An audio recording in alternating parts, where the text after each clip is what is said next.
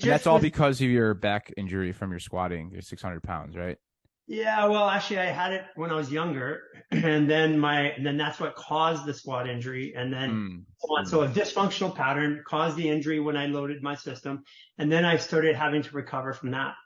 So basically, what I did is it took me 3 months to learn how to crawl, and even then, it wasn't quite perfect. I could feel the mismatch on the right side. So I realized the way I was looking at it is I said, look, I've done everything. Like the building patterns or routines using synaptic or using patterns of the brain. It works. It does. They're not putting it down. It works right now, but is it going to work long term? What are we going to look like in 30 years? How does that function in the nervous system? And so I had been doing that from 2008 to some degree to 2020. And that 12-year cycle, I was getting better and moving, but when I stopped doing something, I started to have problems again. And if I have to constantly do an activity to feel good in my body, there's a problem. Eventually it's going to fail again. So I decided over the pandemic that I'm going to strip away every pattern in my life. So I have only done fascial maneuvers. I have only walked in nature or climbed in nature, I climbed boulders, not rock climbing because it's too much muscle use at the time. Mm. And I stripped every pattern out. So my face became symmetrical. My body became symmetrical. My balance I gained 3 inches in height over that time by taking every pattern. And I'm at the point now where I can successfully say, I am probably a month or two away from wanting to move this body, and I'm going to move it because now I know how to build it. If you could go back and be a baby and build everything right, how would you do it? And look at, like right now, I haven't seen you in person, Danny. But if you touch me, when people touch us, they get a little weirded out at first because our skin, our ears, our hair, everything is like a baby. My hair is growing 16 inches a year right now. That's almost 3 times more than it did 2 years ago, or the average in the world.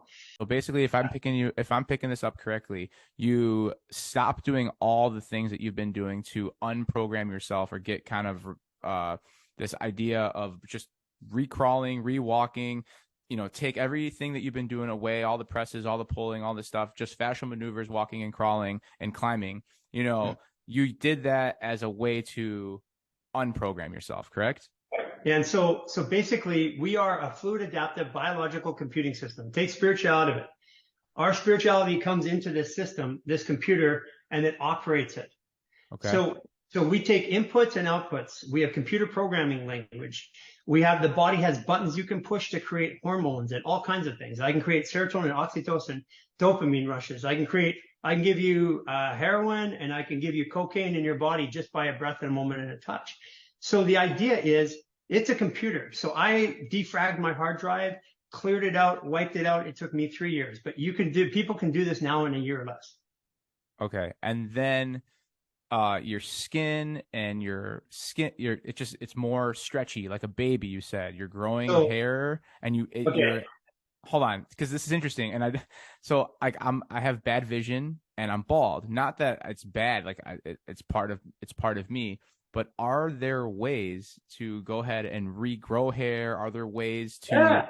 Is there ways to sharpen vision? Like, absolutely. Are these ways that we can do this? Because our ancestors never had glasses; they didn't have any of this at their disposal. So, like, what the heck? Why do you have bad eyes?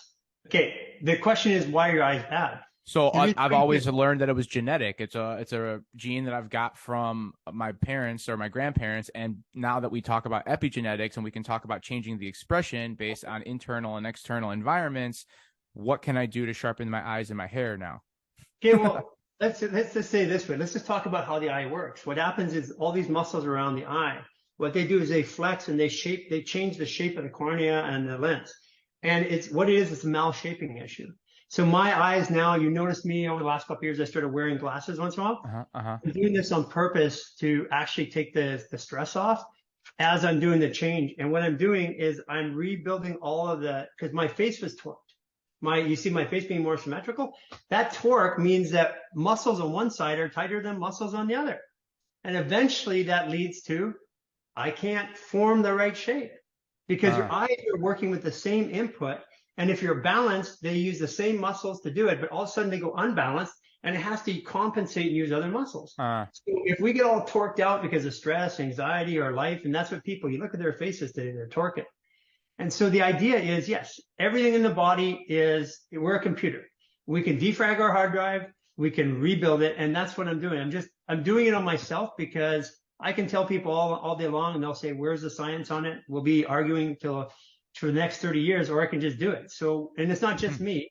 It was Jason, Cynthia, then it was Manvinder, then it was Rochelle, there's Ikwe. You've got all these people around us that now I can actually see them going through the exact same things that we are. So it wasn't just me. I'm not a special case.